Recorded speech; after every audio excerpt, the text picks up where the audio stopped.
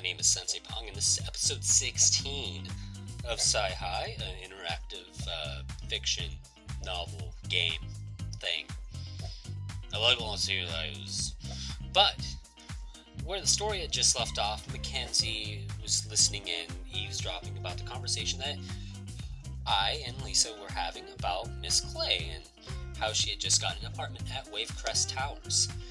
And she was making some kind of snarky, condescending comment about it, and my choices are, I have to shut down Mackenzie, right? Right, Mackenzie, other people's houses are all about you. Or number 2, this is interesting, I want to know more. How do you know all that, Lisa? Or number 3, I don't see what this has to do with me. I don't see what this has to do with me. Would you like me to repeat that again? Well, the most professional thing to do, since she is giving me this information because I like snooping around and helping people with information, is to shut down Mackenzie and say, right, Mackenzie, other people's houses are all about you. Well, Mackenzie sniffs. That building is a public nuisance.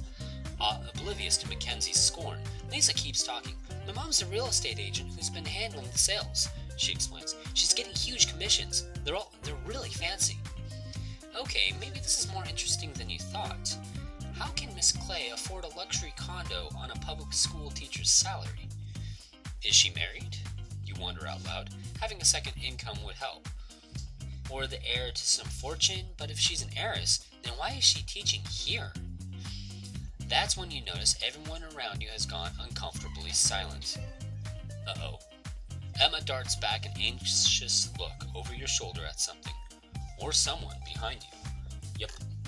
Uh-oh. You don't need to use your clairvoyance to know what's going on. Well, comes a dry alto voice from behind you. You recognize the voice immediately. Miss Clay, of course. How much did she hear? And how much trouble are you in? Slowly and reluctantly, you turn around to face her. Miss Clay is the scariest teacher in Kingsport High. She's tall, thin, and austere, with dark hair swept back from her forehead in a style that makes her long face look even more severe. You had algebra with her in 9th grade, and those were the most terrifying 45 minutes of every school day. Admittedly, you learned a lot of algebra, but you didn't have a lot of fun doing it. She probably hands out more detentions than all the other teachers put together, and likes to oversee detentions personally.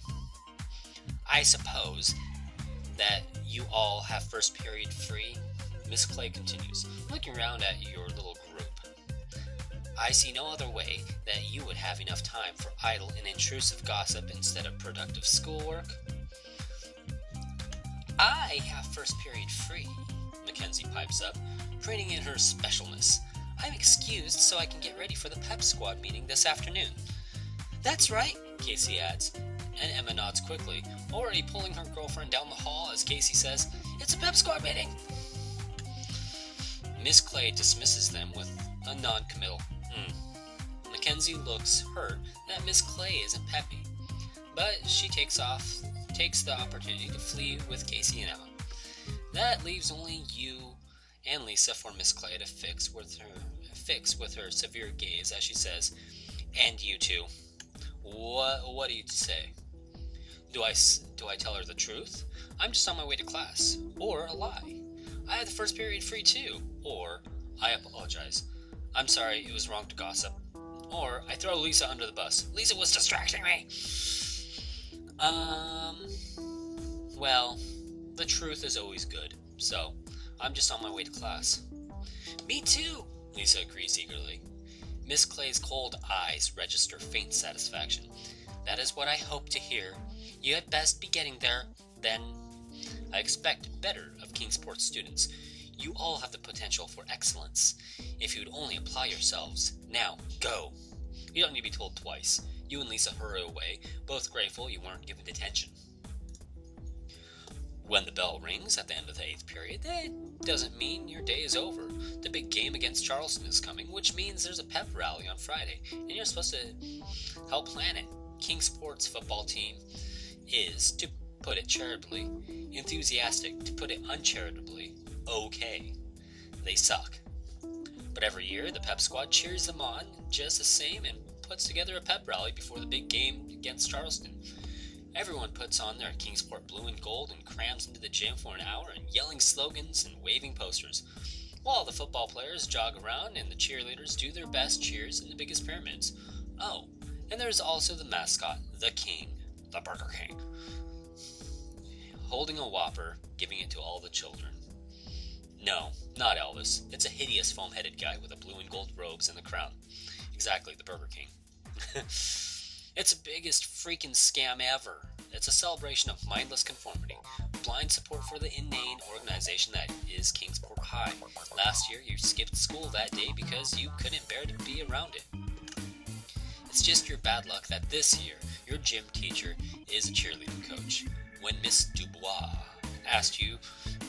caught you goofing off during class for the 10th or 11th time this month, instead of giving you attention, she assigned you to work on 2 hours on the pep rally.